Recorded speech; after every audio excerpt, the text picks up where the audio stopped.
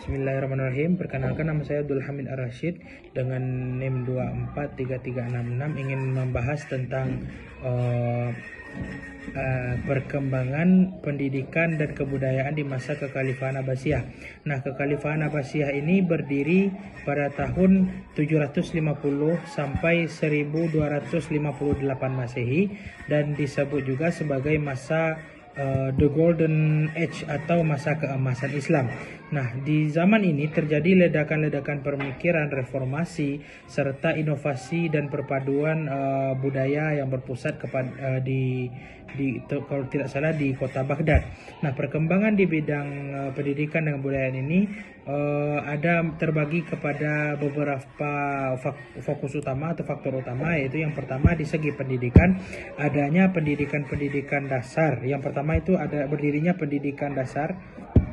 Di segi tingkat lembaga pendidikan adanya pendidikan dasar yang kalau tidak salah dulu dinamakan Kutab, yang menjadi tempat pendidikan dasar tersebut, dan juga rumah para ulama-ulama. Nah, di sini itu mereka mempelajari tentang pendidikan dasar menulis, membaca, serta matematika dan kebahasaan Arab yang dasar-dasar.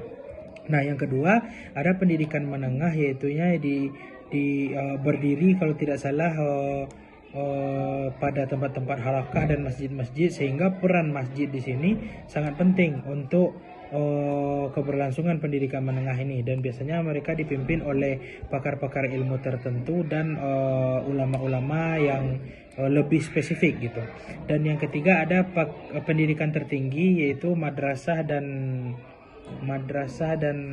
kalau tidak salah observation, yaitu di sana itu berfokus kepada pendidikan yang lebih akurat, dan mereka menyediakan asrama, perpustakaan, dan kalau tidak salah salah satu yang terkenal itu madrasah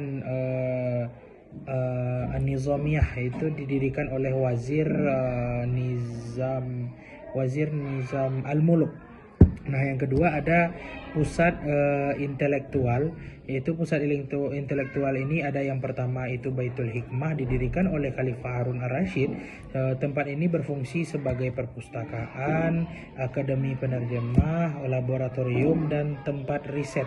Dan yang kedua ada namanya gerakan penerjemahan massal, yaitu menerjemahkan manuskrip-manuskrip yang berasal dari Yunani, Persia, serta dari India dan juga Mesir. Dan para penerjemah ini konon dibayar dengan bayaran yang tertinggi, dan kalau dihitung itu seberat emas seberat buku yang sudah dia teliti. Nah, kedua ada perkembangan kebudayaan dan peradaban. Kebudayaan Abbasiyah itu bercorak kepada sedikit metropolitan dan sedikit berakomodasi, karena melibatkan interaksi yang sengit antara beberapa suku, yaitu Yunani, Persia, Arab, serta Turki kalau tidak salah. Nah, pada kebudayaan ini salah satunya ada seni, sastra, dan bahasa. Nah, bahasa tidak hanya menjadi sekedar cara untuk berinteraksi di sini, namun bahasa juga menjadi suatu pengantar wajib di bagian akademi dan kebudayaan dunia, seperti sastra puisi yang mungkin beberapa tokohnya itu terkenal seperti Abu Nawas dan Al-Mutanabbi kalau tidak salah. Dan yang kedua seperti seni dongeng yang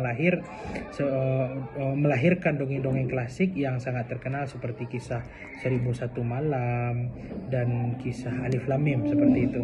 Nah, yang poin yang ketiga yaitunya arsitektur dan seni rupa. Tata kota dan istana itu juga berasal pada zaman ini, karena banyak munculnya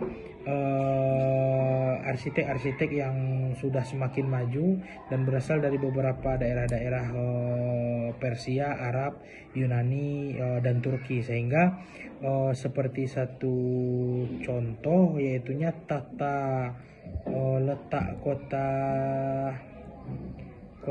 Baghdad ya. Tata letak kota Baghdad, tepatnya di kota Samara, itu menunjukkan teknik sipil keestetikaan daerahnya. Dan yang kedua adalah seni kaligrafi dan dekorasi. Itu bisa kita lihat di bangunan-bangunan bersejarah seperti istana-istana, seperti di tulisan-tulisan, ukiran-ukiran yang dipakaikan pada kaum-kaum elit di zaman tersebut. Nah, yang selanjutnya ada musik serta tata hidup. Nah, di sini banyak muncul kayak musik klasik yang ternama itu diciptakan oleh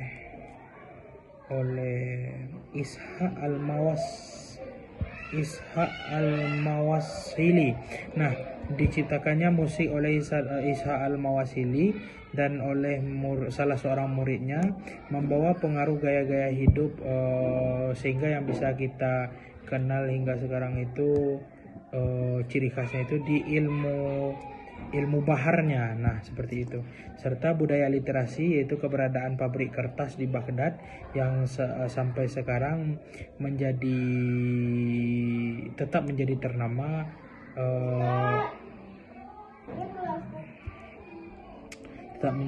ternama pada masanya. Dan yang ketiga itu ada tokoh-tokoh kunci di bidang keilmuan seperti contoh ilmu kedokteran yang diperankan oleh Ibnu Sina, ilmu matematika diperankan oleh Al-Khawarizmi dan lain sebagainya, serta ilmu hukum fikih yang terkenal itu oleh 4 imam mazhab, yaitu Hanafi, Maliki, Syafi'i, Hambali. Nah, faktor pendorong atau kunci utama keberhasilan daulah ini terletak pada dukungan finansial penuh daripada beberapa khalifah seperti Harun ar-Rasyid serta beberapa khalifah-khalifah yang terkenal lainnya seperti Al-Ma'mun, begitu.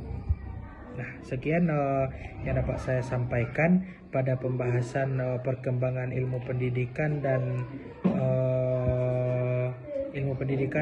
kebudayaan di dinasti Abbasiyah. Jika ada salah jangkau saya mohon maaf. Saya sudahi dengan wabillahi taufik wal hidayah. Assalamualaikum warahmatullahi wabarakatuh.